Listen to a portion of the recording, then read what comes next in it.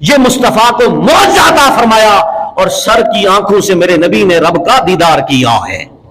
کیا کیا ہے؟ دیدار کیا ہے. اب حضرات محترم، اب آپ سوال کریں وہ کون سے 3 معجزے ہیں جو میرے رب نے مصطفیٰ کو عطا فرمائے اور رب نے قرآن میں بیان فرمائے ہیں. نمبر 1، وہ 3 معجزوں میں سب سے بڑا معجزہ جو قرآن کے اندر بھی میرے رب نے بیان فرمایا ہے اور حدیث میں بھی میرے مصطفیٰ کے فرمان نے بیان فرمایا ہے. اب سنیے وہ 3 معجزے جو قرآن میں ہیں جو مشہور ہیں. پہلا معجزہ قرآن ہے. کیا ہے؟ قرآن ہے کہ اللہ رب العزت نے میرے نبی کو سب سے بڑا جو معجزہ عطا فرمایا ہے وہ قرآن ہے. اور اللہ رب العزت نے قرآن مجید کی سورہ العنکبوت، العنکبوت مکڑی کو کہتے ہیں. کس کو؟ اس سورت کے اندر آیت نمبر 51 میں اللہ رب العزت قرآن کے اس معجزے کو بیان کرتا ہے کہ میرا رب فرماتا ہے اولم یکفیہم انا انزلنا علیک الکتاب یتلی علیہما ان فی ذلک لرحمۃ وذکری لقوم یؤمنون. اللہ فرماتا ہے کیا انہیں یہ کافی نہیں ہے کہ ہم نے آپ پر یہ معجزہ قرآن کی صورت میں نازل کیا ہے جو ان پر پڑھی جاتی ہے، بے شک اس میں ان کے لیے رحمت ہے اور نصیحت ہے ایمان والوں کے لیے. کن کے لیے؟ ایمان والوں کے لیے. اب یاد رکھیے یہ قرآن جو لوگ سنتے ہیں تو ان کا ایمان مچل جاتا ہے. کیا ہوتا ہے؟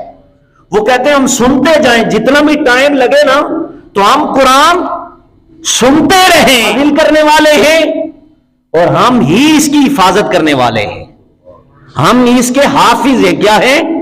حافظ ہیں. اب حافظ کون ہے؟ کون ہے؟ اللہ ہے. کون ہے؟ اب دیکھیں اگر حافظ اللہ کی شان ہے تو یہی شان تو آپ کے امام صاحب کو بھی رب نے عطا فرمائی ہے. یہی تو کروڑوں لوگوں کو بھی حضور کے امتیوں کو شان رب نے عطا فرمائی ہے. پتہ یہ چلا اللہ بھی حافظ، یہ بندے بھی حافظ، تو لفظ ایک ہے. اب تطبیق کیسے قائم ہوگی؟ ذہن میں یہ خیال آتا ہے جو لفظ اللہ کے لیے بولا جائے، مخلوق میں اگر کسی کے لیے نبی اور ولی کے لیے بولا جائے تو لوگ کہتے ہیں یہ شرک ہے. لیکن بتانا مقصود ہے قرآن کہتا ہے جس طرح ہم حافظ ہیں اسی طرح حافظ قرآن بھی حافظ ہیں. تو اس میں ہم نے تطبیق کرنی ہے کہ جو مفہوم انہوں نے بتایا ہے کہ لفظ ایک آنے سے شرک ہو جاتا ہے، تو اگر لفظ ایک آنے سے شرک ہو جاتا ہے تو پھر کسی حافظ کو حافظ نہیں کہہ سکتے. کیوں؟ حافظ تو میرا اللہ ہے. کون ہے؟ تو بتایا جا رہا ہے اللہ کی عطا سے یہ بھی حافظ ہے، اللہ کی عطا سے یہ بھی حافظ ہے. اب اس کے بعد مولانا کیا لفظ ہے؟ ہم کہتے ہیں نا حافظ کے بعد مولانا صاحب کیا کہتے ہیں؟ مولانا کون ہے؟ کون ہے مولانا؟ کون ہے؟ قرآن سورہ یونس آیت نمبر 52 اللہ تبارک تعالیٰ فرماتا ہے ہوا مولانا. جس طرح قل ہو اللہ احد، اسی طرح ہوا مولانا. اللہ کہتا ہے مولانا تو میں ہوں. کون ہے مولانا؟ کون ہے؟ اللہ. اب اللہ کے علاوہ کسی کو مولانا کہیں گے؟ کہیں تو شرک.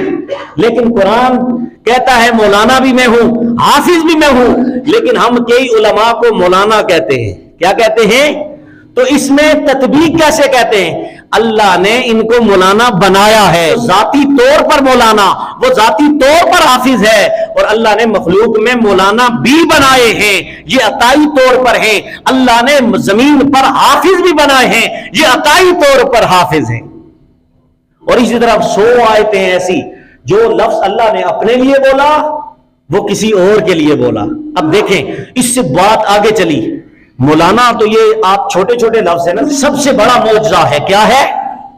جو میرے نبی کو رب نے عطا فرمایا ہے. کس کو؟ میرے نبی کو. اور قرآن کی میں نے 2 آیتیں پیش کی. اب یہاں پر میرے نبی نے بھی اس کو معجزہ قرار دیا. کیا قرار دیا؟ بخاری شریف کے اندر حدیث نمبر 4981 اور اسی طرح مسلم کی حدیث نمبر 385 میرے نبی نے فرمایا ما من الانبیاء نبی الا اوتی ما مثلہ آمن علیہ بشر وانما کان الذی اوتیت وحیا اوحاہ اللہ الی فارجو ان اکون اکثرهم تابعا یوم القیامہ. میرے نبی نے فرمایا اللہ نے سب سے بڑا معجزہ، باقی نبیوں کو بھی رب نے معجزے عطا کیے، لیکن ان کے معجزے اس وقت تک تھے جب تک وہ زندہ تھے، جب دنیا سے چلے گئے ان کے معجزے ختم، لیکن میرا معجزہ قیامت تک رہے گا، وہ ہے قرآن، جس کے ذریعے اللہ رب العزت سارے مسلمانوں کو، میرے متبعین کو اللہ رب العزت ہدایت عطا فرمائے گا۔ فرمائے کہ سب سے بڑا معجزہ مجھے رب نے قرآن عطا فرمایا ہے۔ لو کا اکثرہم تابعا یوم القیامہ، اسی قرآن جیسے معجزے کی وجہ سے اللہ قیامت کے دن اکثر زیادہ میرے تابعین اللہ رب العزت مجھے عطا فرمائے گا۔ حضرات محترم یاد رکھیے، میرے نبی کو رب نے یہ جو معجزہ عطا کیا تھا، یہ معجزہ قرآن ہے، کیا ہے؟ اور دوسرا معجزہ وہ کیا ہے؟ دوسرا معجزہ ہے شق القمر۔ کون سا؟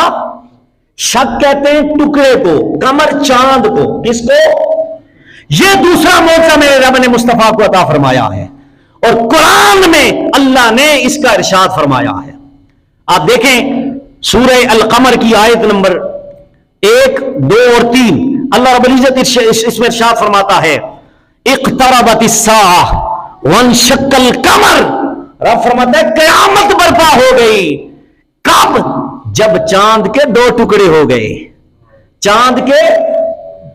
تو یہاں اللہ کتنی پیاری بات کر رہا ہے کہ قیامت برپا، بھی قیامت نہیں آئی، لیکن میرے نبی نے اپنی ہاتھ کی انگلی